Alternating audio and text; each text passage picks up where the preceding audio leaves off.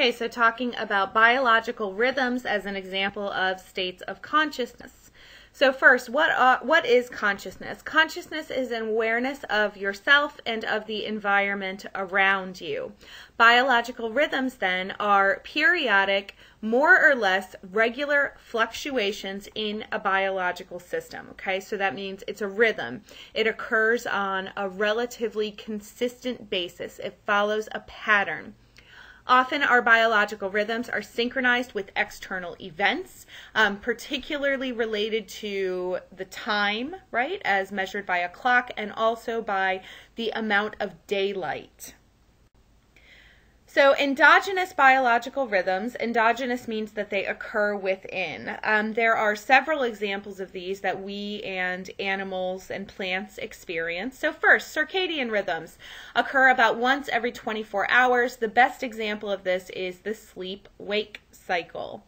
Infradian rhythms occur less frequently than once per day. So for example, the migratory patterns of birds, hibernation patterns.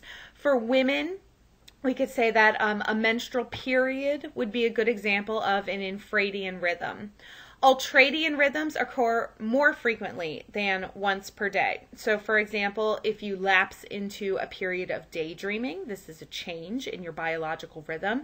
Additionally, your hormones, the level of hormones in your body fluctuates throughout the day as well. Internal desynchronization. So biological rhythms, when they're not in phase with each other, they can become desynchronized. So looking at our circadian rhythm, remember this is a rhythm that happens about once every 24 hours, can be influenced by changes in your routine. So for example, if you've ever taken a red-eye flight and you've been jet lagged, or there's changes in a time zone, that can influence, kind of throw off your biological rhythm. Work shifts. So some people work what are called swing shifts, and so they might work the night shift for a couple of weeks and then go back to working day shift for a couple of weeks.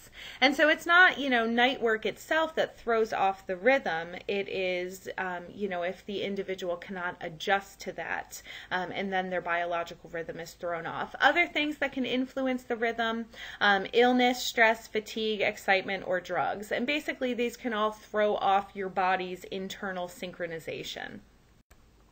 Circadian rhythms then occur in animals, plants, and people.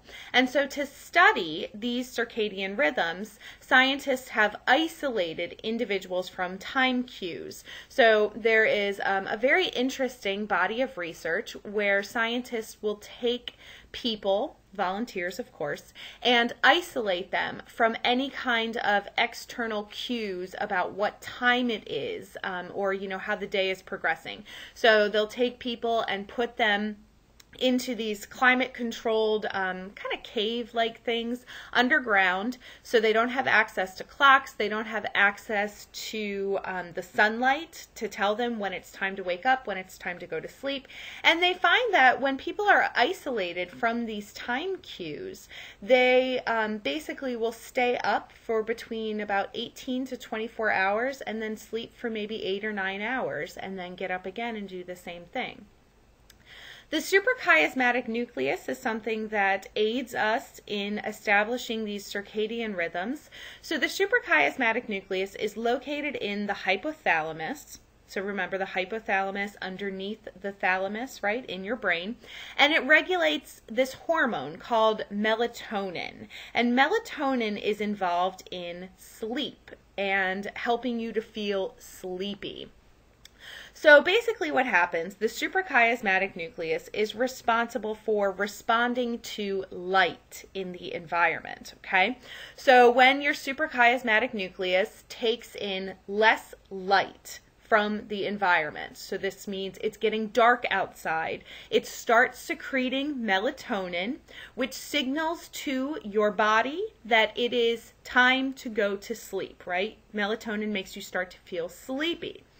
Then, in the morning, when the sunlight comes out, the suprachiasmatic nucleus responds to this increase in light and thinks, okay, it's daytime. There's more light out. It's time to wake up, and stops the production of melatonin, so you're not sleepy, signaling that it's time to get up now. So the suprachiasmatic nucleus then can be thrown off. You can trick it with artificial light. So this is why recommendations to help you sleep better will recommend things like do not fall asleep, playing with your phone or watching TV or, doing something on your computer, because that artificial light throws off this balance of melatonin. And that artificial light that you get from these electronic devices basically is, signaling to your body that you should still be awake, right? Because there's light out there.